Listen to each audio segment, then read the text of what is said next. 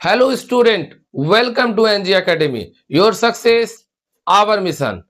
तो आज हम लोग इस वीडियो में पढ़ने वाले हैं कारक के प्रकार के बारे में। तो कि कारक के कितने प्रकार होते हैं, कारक के उन प्रकारों के परिभाषा को जानेंगे और उन कारक के बारे में कैसे पहचानेंगे, सभी को जानेंगे। तो चलो फटाफट स्टार्ट हो जाओ, सब कोई कॉपी कलम निकाल लो और इस वीडियो के साथ बने रहो। और आप क्या करो, कारक को सीख जाओगे कि कारक का जो प्रकार है, कारक कितने प्रकार के होते हैं उसको जान लेंगे और उन सभी के बारे में डिटेल से जानेंगे आज। तो स्टार्ट हो सब कोई, स्टार्ट करते हैं। कॉपी कलम निकाल लिया? हाँ निकाल लिया, तो स्टार्ट करते हैं। तो कारक किसे कहते हो तो हम लोग अगले वीडियो में समझ चुके थे। अब आज हम लोग पढ़ेंगे कारक के जो कितने प्रकार होते हैं उसको देखेंगे। तो कारक के 8 प्रकार होते हैं। कारक के 8 प्रकार होते हैं।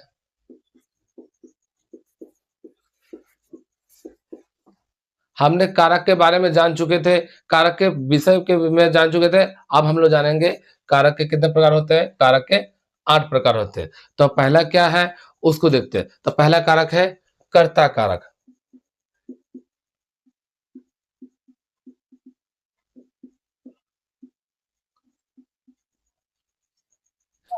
तो कर्ता कारक क्या होता है इसको देखते हैं।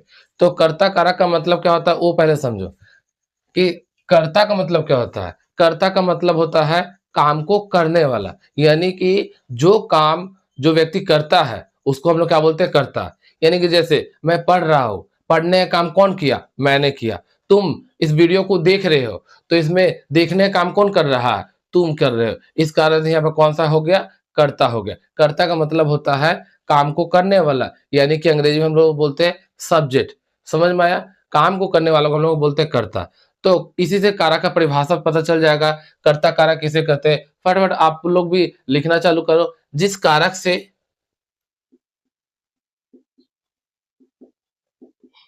जिस कारक से काम करने वाला का बोध हो, काम करने वाला का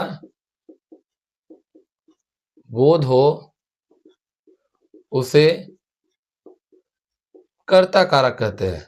बहुत इजी एग्जांपल है, डेफिनेशन है। जिस कारक से काम करने वाला का बोध हो उसे कर्ता कारक कहते हैं। एकदम आसान। क्या? जिस कारक से काम करने वाला का बोध हो उसे कर्ता कारक कहते हैं। अब इसको कैसे पहचानेंगे कि कर्ता कारक का विभक्ति चिन्ह क्या है, यानी कि कारक चिन्ह क्या है, इसका कर्ता कारक का कारक चिन्ह क्या है, ने। याद रखना, कर्ता कारक में हमेशा क्या होता है, ने लगा रहता है। और ये भी याद रखना, जहां कहीं कहीं ने नहीं भी लगा रहता, कोई भी व्यक्ति चिन्ह नहीं भी हो सकता, तब वो जगह आपको क्या पड़ेगा, तब भी कर्ता कारक होगा। मतलब सीधा सा बात है, अगर काम करने वाला का बोध हो तो कर्ता कारक है। जैसे मैंने उसको पीटा। अब भाई पीटने का काम कौन किया, मैं किया कि उसने किया, मैंने किया। ये जगह कौन सा कारक हुआ, कर्ता कारक हुआ। एक एग्जांपल लेके देखते हैं। एग्जांपल 1, राम ने खाना खाया। ठीक है, तो यहाँ पर एग्जांपल में देखो, राम ने खाना खाया। तो यहाँ पर सीधा सा बात है, विभक्ति चिन्ह देखे कि यहाँ विभक्ति चिन्ह क्या है, ने। कर्ता कारक का विभक्ति चिन्ह क्या होता है, ने होता है। एकदम आसान। अगर यहाँ पर ने दिखा तो यहाँ पर कौन सा कारक हो गया, कर्ता कारक हो गया। लेकिन अगर ने ना रहे तब कंफ्यूज हो जाएगा, ये भाई कर्ता कारक है कौन सा कारक है, तो ने नहीं दिख रहा। जैसे एग्जाम्पल देके देखते हैं। वह किताब पढ़ा। लो, अब यहाँ पर फंस गए। हम लोग तो पढ़े हैं कि भाई अगर विभक्ति चिन्ह नहीं रहता है तो हम लोग क्या कर देते हैं कि कर्ता कारक है, लेकिन यहाँ पर तो ने है ही नहीं। अब क्या करोगे, ये कर्ता कारक नहीं होगा? जरूर होगा। काहे नहीं होगा, कारण क्या है, परिभाषा में क्या लिखा, जिस कारक से काम करने वाला का बोध हो उसे कर्ता कारक कहते हैं। जैसे यहाँ पे देखो, वह किताब पढ़ा। पढ़ने का काम कौन किया, किताब पढ़ने का हम किए कि तुम किए कि वह किया, भाई वह किया। तो यहाँ पर कौन सा कारक हुआ, यहाँ पर कौन सा कारक हुआ, कर्ता कारक। हालांकि इसमें ने भी है, तो यहाँ पर कौन सा कारक होगा, कर्ता कारक ही होगा, क्योंकि काम करने वाला बहुत पता चला। क्लियर हुआ? अब परीक्षा में कभी आएगा एग्जाम में और इस तरीके से क्वेश्चन दे देगा तो कोई प्रॉब्लम होगा? नहीं होगा। दूसरे को देखने का भी दरकार नहीं पड़ेगा, "ए बहन वो बता, ए भाई वो बता।" नहीं, हम लोग तो कर्ता कारक अब समझ गए। अब हम लोगों को कभी भी एग्ज़ाम में दिक्कत होगा ही नहीं। किसी से भी पूछने का दरकार नहीं पड़ेगा, ऐसे कॉपी नहीं झाँकना पड़ेगा। "ए भाई बता ना।" ये सब चीज़ करने का आवश्यकता होगा ही नहीं, क्योंकि अब हम लोग कारक को पहचान लिए कि अगर भाई काम करने वाला बोध होता है तो डायरेक्ट मारोगे कौन-सा कारक? कर्ता कारक। समझ में आया कि नहीं? तो एक एग्ज़ाम्पल और एक लेके देखते हैं। उसने काम किया। ये कर्ता कारक है कि नहीं बताओ? ज़रूर है। कैसे पता चला? ये तो सबसे सबसे ज़्यादा बड़ा प्रूफ दे दिया, ने है। तो हम लोग समझ गए यहाँ पे कौन-सा कारक है? कर्ता कारक है। हाँ, कहीं-कहीं ने नहीं रहता, जैसे ऊपर वाले एग्ज़ाम्पल से हुआ। जैसे अगर एक और एग्ज़ाम्पल लेके देखें, अब हम एक और दिए, अगर ऐसे दिए, तुम पढ़े, तो क्या ये कर्ता कारक नहीं होगा? अरे भाई होगा, अगर ने नहीं रहेगा तब भी कर्ता कारक होगा। पढ़ने वाला काम करने वाला का बोध हुआ ना कि पढ़ने का काम कौन किया? तुम। हम नहीं किए, कौन किया? तुम किए। तो ये जगह कौन-सा कारक होगा? कर्ता कारक होगा। तो आज के बाद से कर्ता कारक आपको कोई डाउट करेगा? एकदम ईज़ी। जिस कारक से कार्य करने वाला बोध हो, उसे कर्ता कारक कहते हैं। समझ में आ गया? अब परीक्षा में आ जाएगा तो फटाफट टिक मार दोगे ना कर्ता कारक में, कि अभी भी पड़ोसी का देखोगे, "ए बहन बता ना, ए भाई बता ना।" ये सब चीज़ ना होगा, होगा? नहीं होगा। अब कर्ता कारक क्या हो गया? कंप्लीट हो गया, हो गया? अब उसके बाद आते हैं दूसरा कारक, कर्म कारक। तो इसको फटाफट कॉपी में उतार लो, हम मिटा रहे हैं।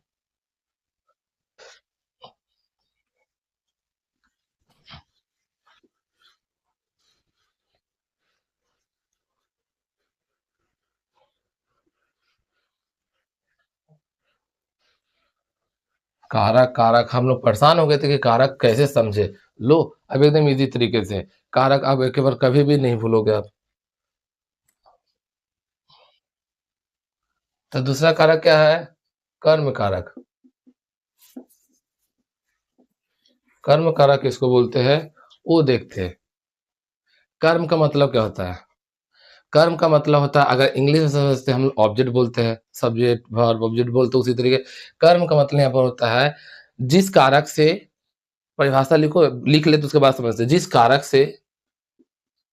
कारक से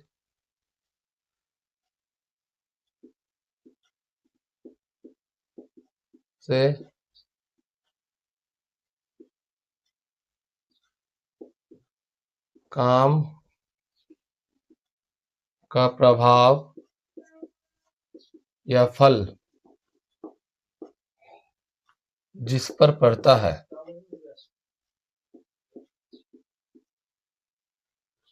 जिस पर पड़ता है, उसे कर्म कारक कहते हैं। यानी जिस कारक से हमको पता चलता है कि काम का प्रभाव या फल जिस पर पड़ता है, उसे हम लोग क्या कहते हैं? कर्म कारक कहते हैं। ठीक है? ठीक है? जिस कारक से काम का प्रभाव या फल जिस पर पड़ता है, उसे हम लोग क्या कहते हैं? कर्म कारक कहते हैं। जैसे एग्ज़ाम्पल में एक लिख देते हैं। कर्म का मतलब क्या होता है? आपने स कर्ता ने जो कार्य किया, कर्ता ने जो कार्य किया और जिस पर वो कार्य करने का प्रभाव तो पड़ा, उसको हम लोग क्या बोलेंगे? कर्म बोलेंगे। जैसे एक एग्ज़ाम्पल, इसका विभक्ति चिन्ह याद रखना, को है। कभी-कभी नहीं भी हो सकता है, को गायब भी हो सकता है। तो आपको कन्फ्यूज़ नहीं हो जाना है कि भाई को नहीं है तो हम कर्म कारक में टिक नहीं भरेंगे। आपको समझना पड़ेगा कि जो काम तो कर्ता ने किया है, उसका प्रभाव किस पर पड़ रहा है। तो उसको हम लोग क्या बोलते हैं? कर्म कारक बोलते हैं। क्या बोलेंगे? कर्म बोलेंगे। जैसे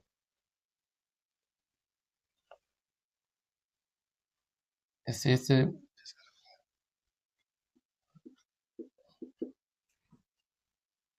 से नहीं लिखो तो यहाँ क्या लिख दो? में लिख दो। ठीक सजेगा। हाँ, जिस कारक में काम का प्रभाव या फल जिस पर पड़ता है उसे कौन-सा कारक कहते हैं? कर्म कारक कहते हैं। जैसे इसका विभक्ति चिन्ह क्या है? को है। याद रखोगे कि को है। कहीं-कहीं नहीं भी हो सकता। अब एक एग्ज़ाम्पल लेके समझते हैं। कॉपी में लिख लो डेफ़िनेशन के तौर पर, आसान होगा। सीधा-सा डेफ़िनेशन, जिस कारक में काम का प्रभाव या फल जिस पर पड़ता है, उसे कर्म कारक कहते हैं, बस। जिसमें जैसे सब्जेक्ट ने जो काम किया और जिस पर ये प्रभाव तो पड़ा, उसको हम कौन-सा कारक बोलेंगे? कर्म कारक बोलते हैं। जैसे एग्ज़ाम्पल, राम ने रावण को मारा। ये जगह देखो, हालाँकि यहाँ पे कर्ता कारक है नहीं, अभी फ़िलहाल देखिए हम लोग कर्म कारक को पढ़ रहे हैं। तो यहाँ पे समझो, राम ने अपना काम किया मारने का, कर्ता ने अपना काम कर दिया मारने का, लेकिन चोट किसको लगा? रावण को। मरा कौन? रावण मरा। तो प्रभाव किस पे पड़ा? रावण को पड़ा। तो ये जगह जो देखो, ये जगह को, रावण को, ये कौन, यहाँ पर कौन-सा कारक हो गया? कर्म कारक हो गया।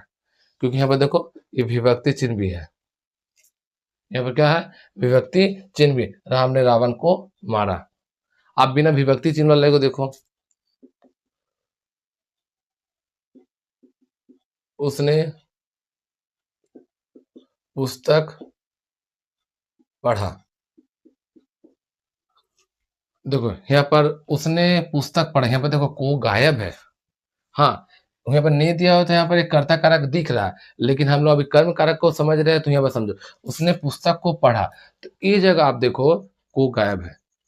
उसने तो पढ़ने का काम किया, लेकिन प्रभाव किसे पड़ा? क्या है? पुस्तक को पढ़ा। पुस्तक प्रभाव यहाँ पर कर्म है। तो यहाँ पर क्या होगा? यहाँ पर हो सके को क्या था? साइलेंट था। उसने पुस्तक को पढ़ा। ये हम लोग डायरेक्टली उसने पुस्तक पढ़ा, एक ही बात है। तो ये जगह यहाँ पर कौन-सा कारक हो जाएगा?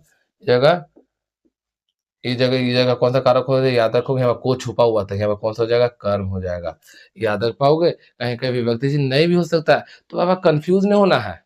कन्फ्यूज़ एकदम नहीं होना है कि कैसे करना है। उसने पुस्तक को पढ़ा, कर्म कारक हुआ। हाँ, यहाँ पर ऐसे कर्ता कारक दिख रहा है, लेकिन हम लोग अभी क्या सीख रहे हैं? कर्म सीख रहे हैं, तो कर्म इम्पोर्टेंट। तो एक और एग्ज़ाम्पल लेके देख लेते हैं, एकदम डाउट क्लियर हो जाएगा।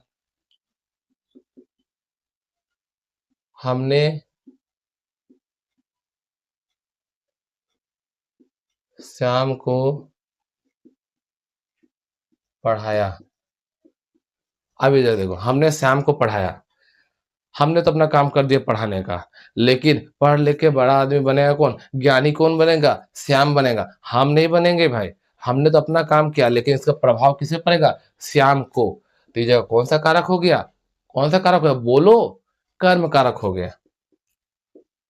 क्लियर हुआ? हाँ, यहाँ पर कर्ता कारक भी है, लेकिन हम लोग क्या पढ़ रहे हैं? कर्म कारक। तो कोई प्रॉब्लम है? अब कभी भी एग्ज़ाम में कर्म कारक पहचानने आ जाए, तो कोई दिक्कत होगा? अगर कोई भी दिक्कत होगा तो कमेंट करो, अगर नहीं है तो तब भी कमेंट करो, नहीं सर, अब दिक्कत नहीं होगा, क्योंकि हम लोग क्या कर लिए? कर्म कारक को अच्छी तरीके से पहचान लिए। कभी-कभी को नहीं भी रह सकता है, कभी-कभी को तो हमेशा रहेगा ही, लेकिन कहीं-कहीं को नहीं रहेगा। तभी हमको समझना पड़ेगा कि काम का प्रभाव किस पर पड़ रहा है? किस पर वो फ़ॉल्ट पड़ रहा है, तो उसको हम लोग कौन-सा कारक बोलेंगे? कर्म कारक बोलेंगे। तो इसको फटाफट कॉपी में नोट डाउन कर लो। अब उसको कर्म कारक के बाद आता है, हम लोग पढ़ने वाले हैं करण कारक। करण कारक किसको बोलेंगे? कैसे समझेंगे? उसको देखते हैं।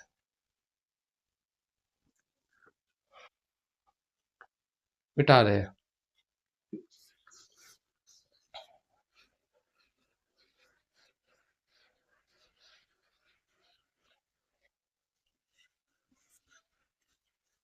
करण कारक क्या होता है भाई? अभी 2 मिनट में पता चल जाएगा क्या ना? करण कारक क्या होता है? करण कारक।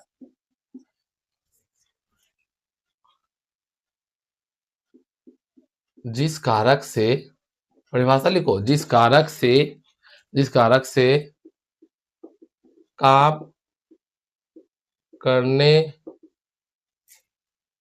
वाला साधन का बोध हो। जिस कारक से काम करने वाला साधन का बोध हो, उसको क्या बोलते हैं? उसे करण कारक कहते हैं। जिस कारक से काम करने वाला साधन का बोध हो, उसे क्या बोलते हैं? करण कारक कहते हैं। करण तो लिखना ही भूल गए, लिख लो, करण कारक कहते हैं। तो सिंपल सा बताएँ कांसेप्ट, जिस कारक से काम करने वाला साधन का बोध हो, उसे कौन-सा कारक कहते हैं? करण कारक कहते हैं। साधन का मतलब क्या होता है? साधन का मतलब होता है, आप जिस काम कर्ता ने जो काम किया, वो किस वस्तु की मदद से किया, किसके ज़रिए किया, किसके मदद से किया, उसको हम लोग बोलते हैं साधन। मतलब किस से मदद किसके किसके हेल्प के द्वारा वो कामटा हुआ। जैसे मैं आपको पढ़ा रहा हूँ, तो क्या किसके ज़रिए से? मैं वीडियो के द्वारा पढ़ा रहा हूँ। ये जगह कौन-सा कारक हो गया? कौन-सा कारक हो गया? करण कारक हो गया। मतलब आप जो काम तो किए या कर्ता जो काम कर रहा, वो किस साधन के मदद से, किस वस्तु की मदद से, किस चीज़ की मदद से वो उस कार्य को संपन्न कर रहा है, तो हम उसको कौन-सा कारक बोलेंगे? करण कारक। इसका विभक्ति चिन्ह क्या है? से या के द्वारा। से या के द्वारा। एकदम ईज़ी। से या के द्वारा। एकदम ईज़ी। क्या है? से या के द्वारा। याद कर लोगे। विभक्ति चिन्ह याद कर लोगे तो क्या होगा कि भाई आइडिया तो हो जाएगा कि कौन-सा कारक है। तभी सेंस समझना पड़ेगा, कहीं-कहीं से के द्वारा रहने के बावजूद भी दूसरा कारक हो जाता है। लेकिन आपको यहाँ पर करना पड़ेगा, समझना पड़ेगा कि यहाँ पर से रहने से कौन-सा कारक है, के द्वारा रहने से कौन-सा कारक है, सेंस समझना पड़ेगा। तो करण कारक का मतलब याद रखोगे, मतलब कर्ता जो कार्य करता है, वो किस वस्तु की मदद से करता है, किस चीज़ की मदद से करता है, तब वो जाके काम लोग क्या होता है, खत्म होता है। समझ में आया क्या बोलना चाहे? अब एग्ज़ाम्पल देके समझते हैं, तभी तुम लोग को समझ में आएगा। ऐसे सोच रहे हो कि खाली डेफिनेशन बोलते जा रहे हो तो कन्फ्यूज़ हो जा रहे हो। तो एग्ज़ाम्पल लेके पहला देखते हैं। वह बस से स्कूल गई। दूसरा एग्ज़ाम्पल, मैंने कलम के द्वारा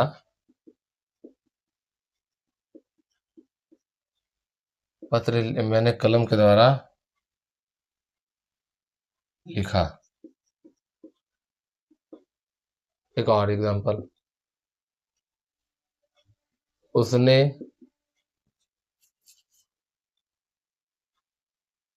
मेरे स उसने चाकू से सब्ज़ी काटी। एक और एग्ज़ाम्पल ले लेते हैं के द्वारा से, रसीता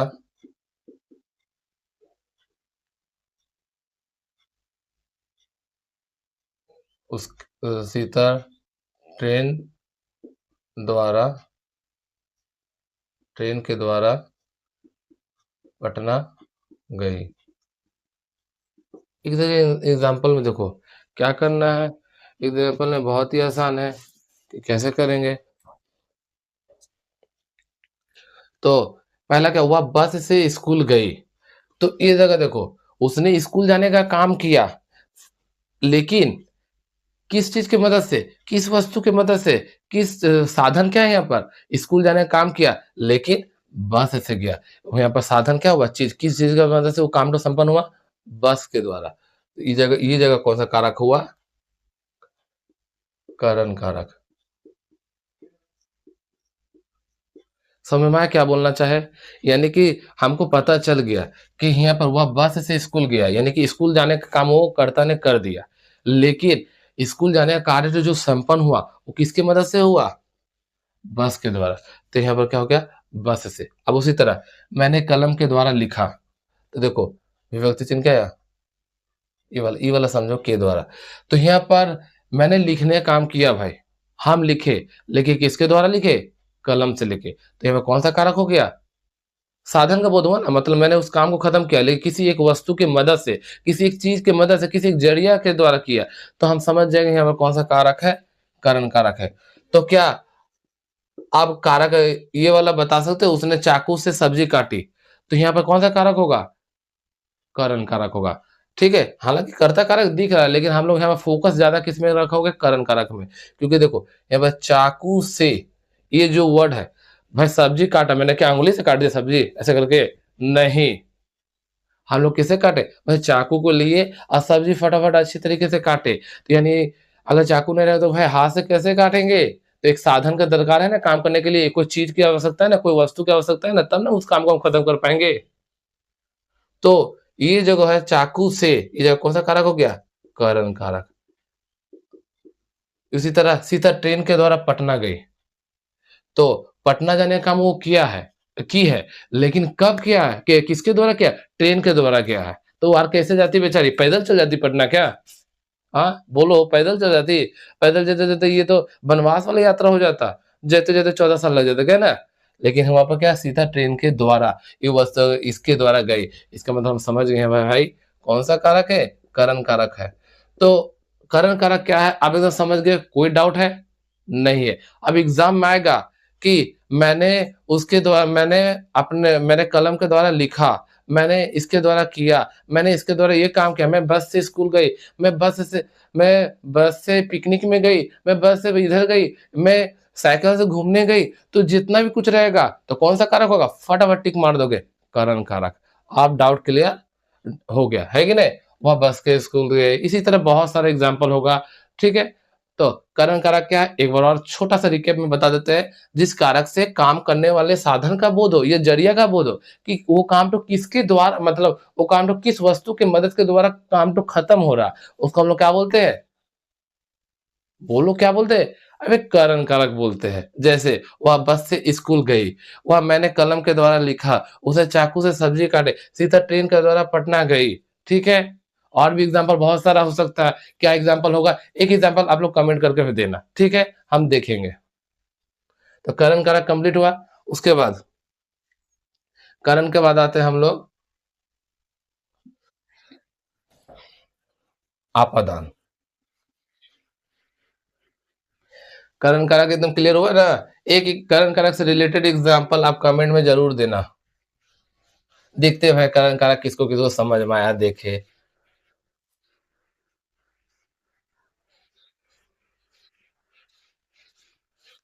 करण कारक हुआ।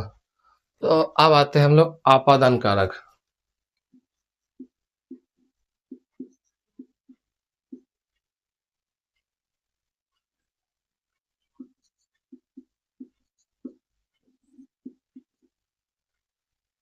तो आपादान कारक क्या होता है, इस चीज़ को समझते हैं, ठीक है? इसका विभक्ति चिन्ह को समझेंगे कि कौन-सा चिन्ह को देख के हम लोग समझ जाएँगे कि आपादान कारक होता है।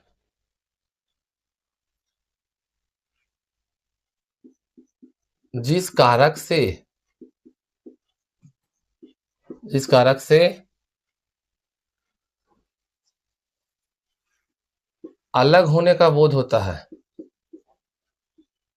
अलग होने का बोध होता है, बोध होता है, उसे उसे कौन-सा कारक कहते हैं? एक बार बोलो, अपादान कारक,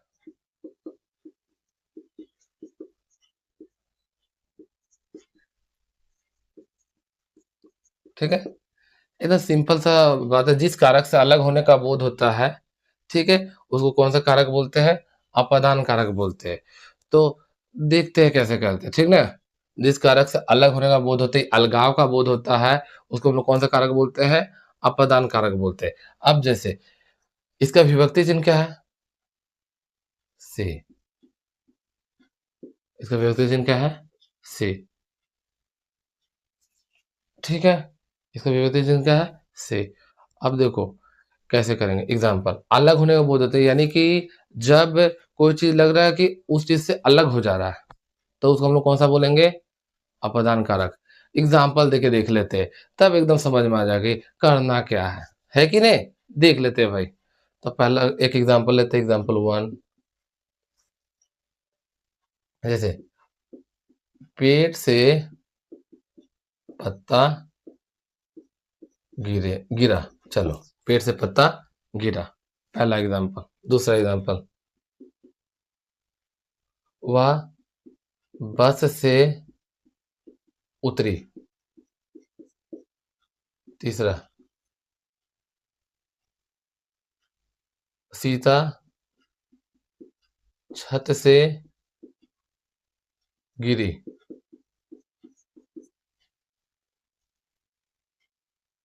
एक एग्जाम्पल हो गया। अब यहाँ देखते हैं, एक और एग्जाम्पल लेते हैं। वह दिल्ली से आई, दिल्ली से आई। ठीक है, देखते हैं। तो पहला एग्जांपल, वह बस से उतरी। पहला क्या, पेड़ से पत्ता गिरा।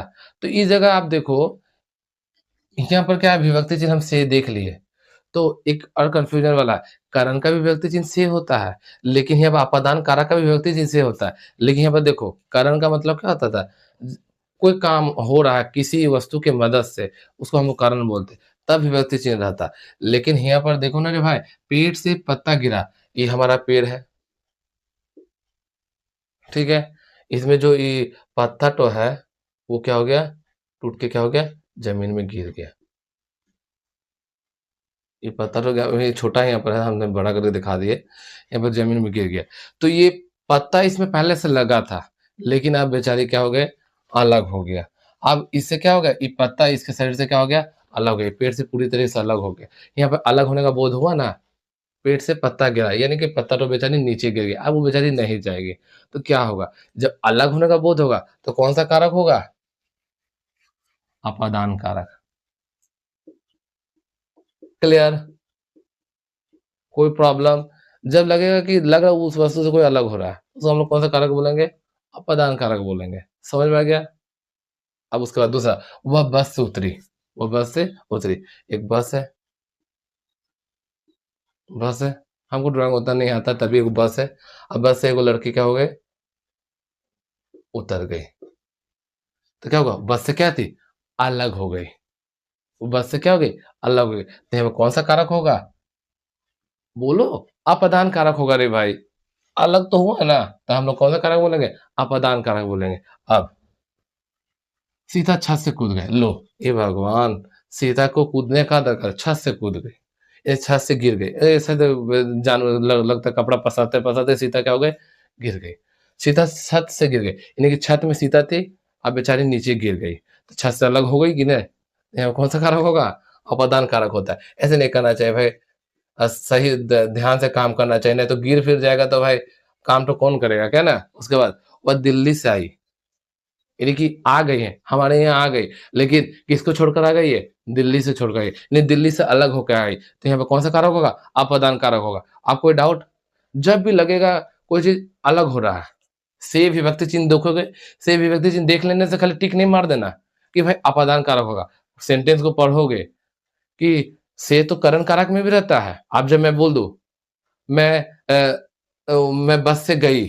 अब यहाँ पे मैं बस से उतरी की जगह मैं बस से गई, तो इस जगह क्या होगा? से लिखल है भाई अपादान कारक मार देना है। हाँ, हमारे सर ने बोला से लिखल है अपादान कारक मार दो। नहीं, से तो करण कारक में भी होता है, लेकिन यहाँ पे क्लियर रखोगे डाउट कि जहाँ पे अलग होने का बोध रहेगा, वहाँ पर क्या लिखोगे? अपादान कारक। और जहाँ पर आपका क्या होगा? किसी ज़रिया का काम होगा, वहाँ पर क्या लिखोगे? करण कारक होगा। तो एक जो कारक होता है, एक एग्ज़ाम्पल अगर हम ऐसे यहाँ पे बोले, वह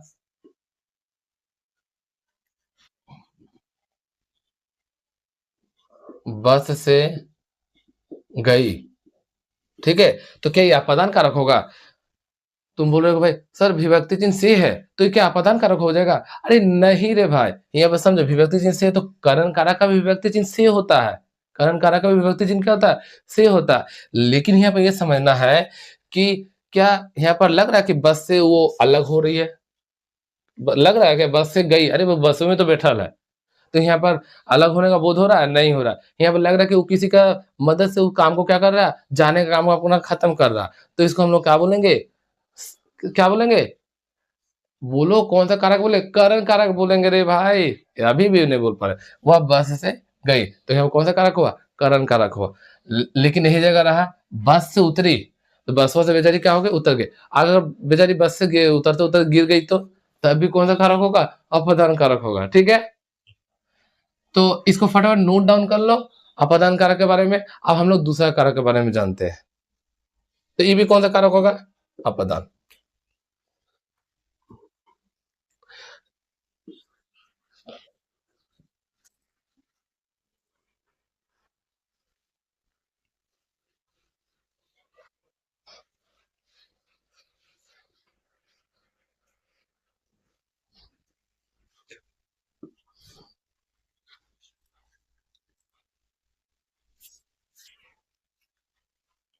अब उसके बाद कौन सा कारक है? संप्रदान। कौन सा कारक है? संप्रदान। तो इस कारक के बारे में हम लोग जानते हैं। संप्रदान कारक क्या होता है? क्या होता है संप्रदान कारक? नाम में छुपा, देखो ना, दान, संप्रदान, यानी किसी को कुछ देना, किसी के लिए कुछ करना, किसी के लिए कुछ उपहार लाना, इसको हम लोग क्या बोलते हैं? संप्रदान कारक। कौन सा कारक बोलते हैं? संप्रदान कारक। जैसे एग्जाम्पल, परिभाषा क्या होगा या जो भी इसके बारे में कैसे लिखेंगे? जब किसी को कुछ दिया जाए या कुछ लिया जाए,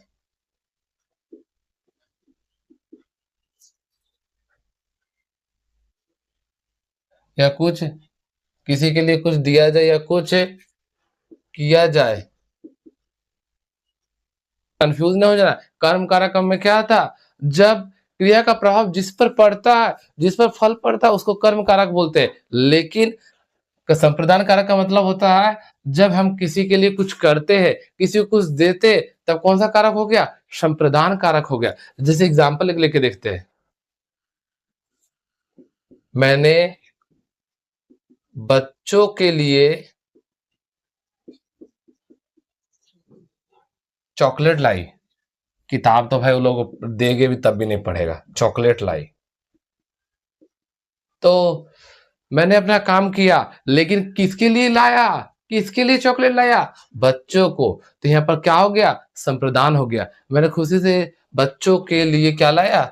चॉकलेट लाया। तो यहाँ पर कौन सा कारक होगा भाई? संप्रदान कारक होगा। एक और आगे कोस रहा, उसने गरीबों को कंबल बांटा। भाई ठंड आ गई है, ठंड आ गई। अब ठंडा में बेचारा गरीब लोग कैसे रहेगा? प्लेटफॉर्म वाला गरीब। तो इस जगह हम लोग क्या करेंगे? गरीबों को कंबल बांटा है, यानी मैंने गरीब को कुछ दान में दिया, मैंने गरीब के लिए कुछ किया। तो कौन सा कारक होगा? संप्रदान कारक होगा। यहाँ पर तो देखो गरीबों को, तो यहाँ पर ये कर्म कारक मत लिख देना। यहाँ पर को दिख रहा, अरे हमारे साथ तो बोला था कि को है तो कर्म कारक होगा, टिक मार के आ जाते कर्म कारक में। लेकिन ऐसा गलती नहीं करना रे भाई, यहाँ पर समझना, पहले सेंटेंस को पढ़ना। उसने गरीबों को कंबल बांटा, समझ में? अगर यही जगह रहता उसने गरीबों को भगा दिया, तो आप कौन सा कारक हो जाएगा? क्या हो जाएगा? कर्म कारक हो जाएगा।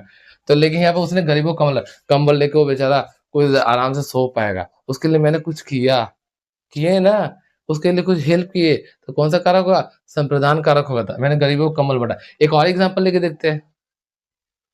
सीता ने सीता ने उसके लिए उपहार लाई। सीता उपहार लाई, किसके लिए लाई? मेरे लिए, तुम्हारे लिए?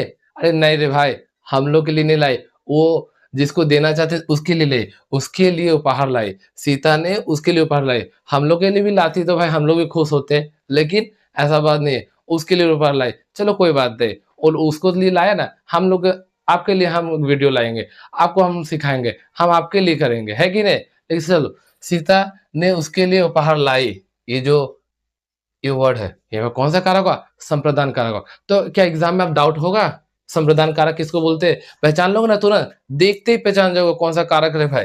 जब लगेगा कि किसी के लिए कुछ किया जा रहा है, जब लगेगा किसी को कुछ दिया जा रहा है, तब आप समझ जाओगे कौन सा कारक है? संप्रदान कारक है। कोई डाउट नहीं होगा। तो संप्रदान कारक क्या होता है? इसको छोटा सा डेफिनेशन में हल्का सा बता, जब किसी के लिए कुछ दिया जाए या किसी के लिए, एक जोड़ दो, ये किसी के लिए कुछ किया जाए, तो उसको कौन सा कारक कहते हैं? संप्रदान कारक कहते हैं। डेफिनेशन लिखे नहीं यार, समझाना चालू कर दिए। ठीक है, इसको पूरी तरह से कंप्लीट कर लो। ओके, अब संप्रदान कारक के बाद हम लोग आने वाले हैं अधिकरण कारक। तो अधिकरण कारक क्या होता है, इसको भी आज डाउट क्लियर हो जाएगा। लगे हो ना? देखते रहो और पूरी तरीके से सीखते रहो। तो संप्रदान कारक को लिख लेते हैं भाई, क्या होता है? संप्रदान कारक तो हो गया, वो आप लिख लिए। अब हम लोग कौन सा कारक पढ़ने वाले हैं, अभी ना बोले, अधिकरण कारक। देख लेते हैं। तो अधिकरण कारक क्या होता है, उसको देखते हैं।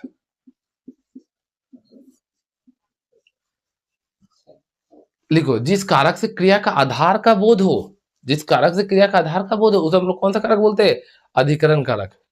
जैसे एग्जांपल लिखते, पहले डेफिनेशन लिखते, जिस कारक से क्रिया का आधार का बोध हो, उसे अधिकरण कारक कहते हैं।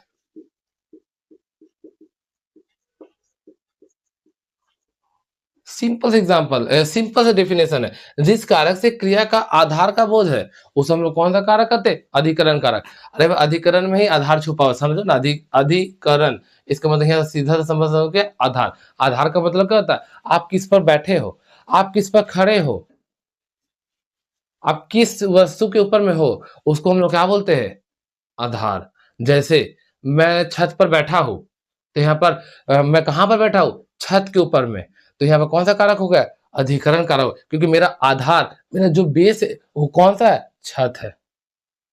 समझ में आया क्या बोलना चाह रहा हूँ। जब आपको आधार का बोध हो, तो हम उनको कौन सा कारक बोलेंगे, अधिकरण कारक बोलेंगे। आप इसका विभक्ति चिन्ह क्या होता है, वो देख लेते हैं। विभक्ति चिन्ह क्या, सीधा सा इसी, मैं छत पर हूँ, यानी कि विभक्ति चिन्ह क्या हुआ, पर। तो इसका विभक्ति चिन्ह दो है, एक पर, एक, एक, बोलो, हम ही बोल देते हैं, मैं, है कि नहीं। तो मैं और पर। अब यहाँ पर हम लोग बना के देखते हैं, एक एग्जांपल लेके देते, एग्जांपल 1।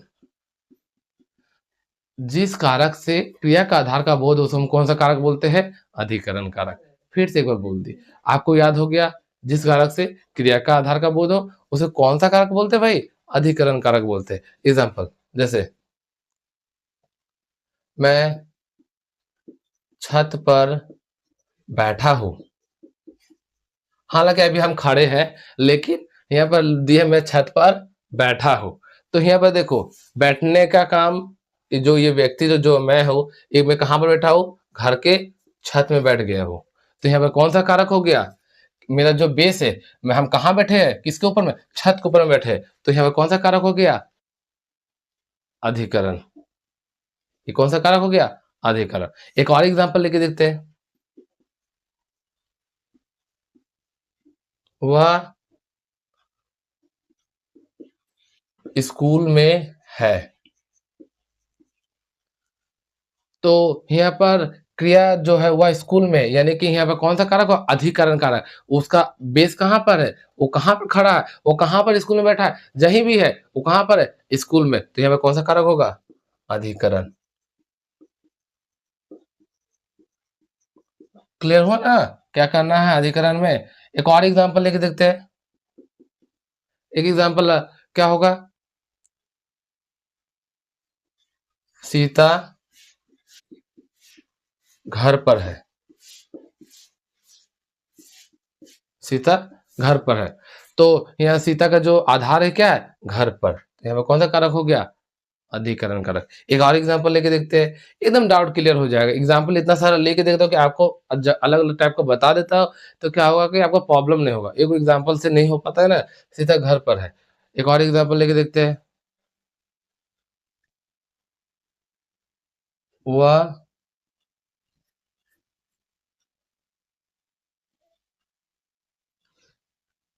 वह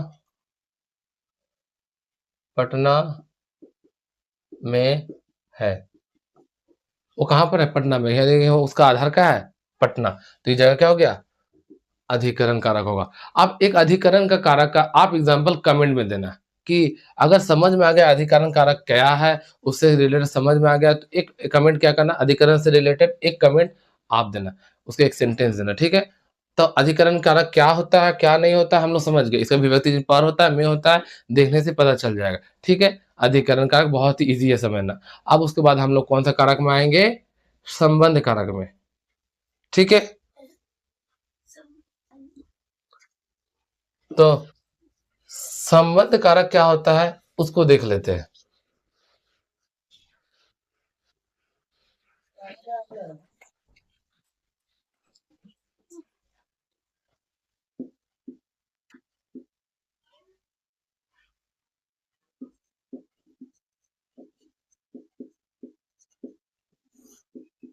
संबंध कारक। तो संबंध कारक क्या होता है, इस चीज को हम लोग समझेंगे। संबंध कारक भाई, जिस कारक से संबंध का बोध होता है उसको हम लोग क्या, वो कौन सा कारक बोलते हैं, संबंध कारक। एकदम सिंपल सा, जिस कारक से संबंध का बोध होता है उसे संबंध कारक कहते हैं भाई। अब इसका विभक्ति चिन्ह क्या होता है, इसको देख के हमको समझना पड़ेगा, याद रखना पड़ेगा। संबंध कारक कहते हैं, जैसे जिस कारक से संबंध का बोध होता है उसे हम क्या कहते हैं, संबंध कारक कहते हैं। इसका विभक्ति चिन्ह क्या होता है, देख लेते हैं। पहला विभक्ति का, की, की, का, के, की। एगो क्या होता है, ना, ने, नी। एगो रा, रे, री। इतना सारा संबंध कारक का विभक्ति चिन्ह है। इसको कॉपी में नोट डाउन कर लो, इसी से हम लोग पहचानेंगे संबंध कारक क्या होता है। तो एकदम दिक्कत नहीं होगा, इसको फटाफट लिख लो। का, के, की, ना, ने, नी, रा, रे, री। ठीक है, गाना बन गया लग रहा है। का, के, की, ना, ने, नी, रा, रे, री। सारे गामा पाधानी सा वाला गाना बन गया ना। तो याद रखोगे, का, के, की, ना, ने, नी, रा, रे, री। जिस कारक से संबंध का बोध हो उसे हम क्या, कौन सा कारक बोलते हैं, संबंध कारक बोलते हैं। अब एक एग्जांपल लेके देखते हैं। जैसे उसका भाई, उसका भाई पढ़ता है। यानी कि यहाँ पर देखो, यहाँ पर देखो, पढ़ने का काम कौन कर रहा है, उसका भाई। मेरा भाई नहीं, तुम्हारा भाई नहीं, किसका भाई कर रहा है रे भाई, उसका भाई पढ़ता है। तो यहाँ पर जो विभक्ति चिन्ह यहाँ पर देखो, क है, यहाँ विभक्ति चिन्ह जो क है, उसका भाई। तो ये जो उसके साथ इसका भाई का क्या संबंध को बता रहा है, उसके साथ इसका भाई को क्या कर रहा है, संबंध को बता रहा। तो ये जगह क्या मतलब रिलेशन बता रहा है, किसका भाई है, उसका भाई है। तो ये जगह कौन सा कारक हो गया, संबंध कारक। एक और एग्जांपल लेके देखते हैं। मेरी माँ, मेरी माँ बहुत अच्छी है। अरे भाई, सबकी माँ ही अच्छी होती है। मेरी माँ, तुम्हारी माँ, सबकी माँ अच्छी होती है कि नहीं। मेरी माँ बहुत अच्छी है। तो यानी कि किसकी माँ अच्छी है, मेरी। हाँ, ऐसे सबकी माँ अच्छी होती है भाई, हम ऐसे ही बोलो, मेरी माँ बहुत अच्छी होती है, अच्छी है। तो यहाँ पर देखो, री मिला ना, री। तो यहाँ पर संबंध बताएगा, माँ किसकी है, मेरी है। अरे भाई, माँ तो माँ होती है, लेकिन माँ किसकी है, मेरी है। इसके अंदर यहाँ पर कौन सा कारक हो गया, संबंध हो गया। अब कोई डाउट है, नहीं। अब दूसरा, एक और नौ से दे देते हैं। अपना दोस्त, अपना दोस्त बहुत अच्छा है। भाई किसका दोस्त अच्छा है, अपना। तो अपना दोस्त क्या है, बहुत अच्छा। तो यहाँ पर कौन सा कारक होगा, संबंध कारक होगा। और इसी तरह बहुत सारे एग्जाम्पल होगा, जैसे बोल सकते हैं उसकी माँ, उसके पापा। इस तरीके से उसकी माँ बहुत अच्छी है, उसके पापा काम करते हैं। इस तरह बहुत सारे रिलेशन हो सकता है। और क्या, एगो ने से अपने भाई लोग, अपने भाई लोग क्या होते हैं, बहुत अच्छे हैं। उसी तरह रे से भी, री से। अब आप लोग क्या करना, इससे एक अगर समझ में आ गया तो इससे एक एग्जांपल आप लोग कमेंट कर देना ना भाई, हम समझ जाए कि आप संबंध कारक समझ गए। ऐसे कोई दिक्कत है, नहीं है। अब लास्ट कारक है, कौन सा कारक है, संबोधन कारक। उस कारक को हम लोग पढ़ लेते हैं, बस कारक आपका पूरी तरीके से खत्म हो जाएगा। इसके बाद आपको एग्जाम में कभी भी क्या होगा, प्रॉब्लम नहीं होगा। एकदम कारक का कोई भी प्रश्न आएगा, आप क्या करोगे, तुरंत टिक मार के निकल जाओगे, एकदम आसान तरीके से। हाँ भाई, ये कौन सा कारक है, संबंध कारक, मार दो। कौन सा कारक है, अपना कारक। किसी को देखने का, झाँकने का मन है, किसी का तुम चीटिंग नहीं करोगे। क्या है भाई, बताना बताना। ये सब चीज़ करने का आवश्यकता अब नहीं पड़ेगा, क्योंकि आप कारक क्या हो गए, आप सीख गए ना। कितना देर लगा सीखने में, बस ध्यान से सीखते रहो, आराम से बनेगा कारक। एग्ज़ाम में आपका नंबर कारक से कभी भी छूटेगा नहीं। तो आओ लास्ट कारक देख लेते हैं, संबोधन कारक को देख लेते हैं। संबोधन का मतलब क्या होता है,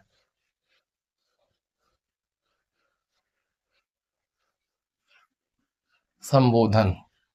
संबोधन का वर्ड का मतलब जानते हो क्या होता है? किसी को कोई चीज़ को क्या कहते हैं संबोधित किया जाता है। तो संबोधन लिखते हैं।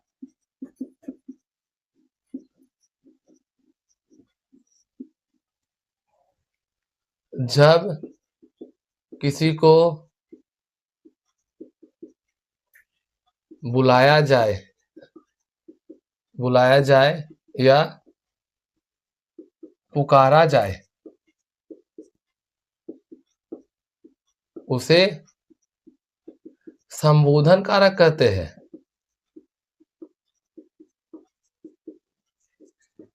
कॉपी में फटाफट लिख लो डेफिनेशन को, हल्का मतलब जो भी है हल्का-फुल्का लिख लो इसको, आसान होगा समझने में। जब किसी को बुलाया जाए या पुकारा जाए उसे संबोधन कारक कहते हैं। और एक छोटा क्या, सीधा जिस कारक से, चलो एक ही लिखो ना, उतना क्या करना, समझना तो मेन तो कारक पहचानना है कि नहीं? तो इसको मैं हाथ से मिटा दिया भाई, आदत नहीं जाएगा, डस्टर है रहने के बावजूद भी हाथ से मिटा दिए। संबोधन कारक, तो संबोधन का मतलब किसी को बुलाया जाए या किसी को पुकारा जाए, उसको हम लोग कौन सा कारक बोलते हैं? संबोधन कारक होता है। इसका विभक्ति जी जानते हो क्या होता है? संबोधन कारक पहचानने का एकदम आसान तरीका क्या है? एकदम आसान, कि एकदम आपको देख के कर दोगे संबोधन कारक है भाई, एकदम आँख मूंदते कर दो। कैसे आओ देखते हैं। इसका विभक्ति चिन्ह समझोगे ये है, अरे, हे, रे, री, ठीक है? हरे, रे, या री, ये विसर्मादि बोधक चिन्ह है। ये जब भी संबोधन कारक में क्या होता है, विसर्मादि बोधक चिन्ह क्या रहता है? रहता है, ठीक है? एक और रहता है अजी, ठीक है? याद रख पाओगे? और भी बहुत सारा होता है, लेकिन इतना जो ज़रूरी चीज़ है वो दे दिया। अरे, हे, री, अजी, इस तरह से जितना भी रहेगा क्या हो जाएगा? संबोधन कारक होगा। अब एक-एक एग्ज़ाम्पल देके समझ जाते हैं। जैसे हम बोले, "अरे श्याम इधर आ।" तुमको नहीं बोल रहे, श्याम को बोल रहे, "अरे श्याम इधर आ।" तो इस जगह कौन-सा कारक हो गया? संबोधन कारक हो गया। क्योंकि देखो भाई, एक विभक्ति चिन्ह तो दिखा, अब प्लस क्या होता है? कारक चिन्ह को हमको देखा कि संबोधन कारक का जो कारक चिन्ह क्या है? अरे है। अरे विसर्मादिबोधक चिन्ह देखे, तो हम समझ गए भाई यहाँ पे कौन-सा कारक होगा? संबोधन कारक होगा। कौन-सा कारक होगा? संबोधन कारक होगा। एक और एग्ज़ाम्पल देते हैं, हे राम! हे राम! क्या हो गया?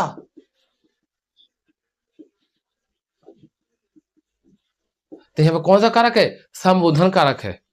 हे भगवान! हम किसको बुला रहे? भगवान को बुला रहे हैं। तो यहाँ कौन-सा कारक हो गया? संबोधन कारक हो गया। उसी तरह रे गोपाल, कहाँ जा रहे हो? तुमको नहीं पूछ रहे भाई, गोपाल जो है वो गोपाल नहीं पूछ रहे। रे गोपाल कहाँ जा रहे हो? तो यहाँ पे कौन-सा कारक हो गया? संबोधन कारक हो गया। समझ में आया? इसी तरह और एक एकदम एक एग्ज़ाम्पल लेके देखते हैं।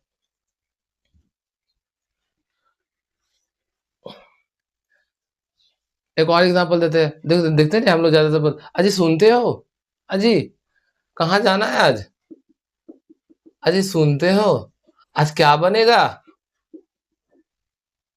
नहीं पत्नी बोलती, अजी सुनते हो? आज क्या बनेगा? एक और एग्ज़ाम्पल दे सकते हैं, अजी कहाँ चलना है घूमने? तो समझ में आया ना?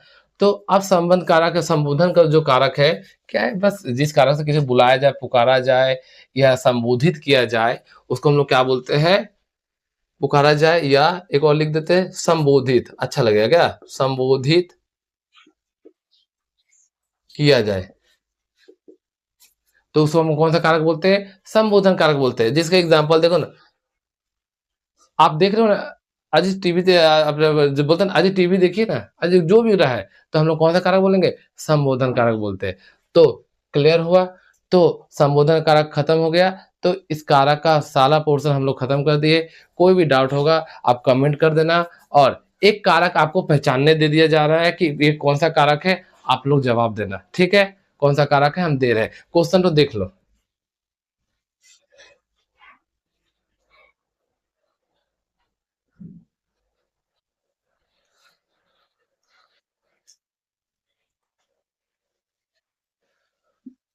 वह बस से स्कूल गई। वह बस से गिर गई।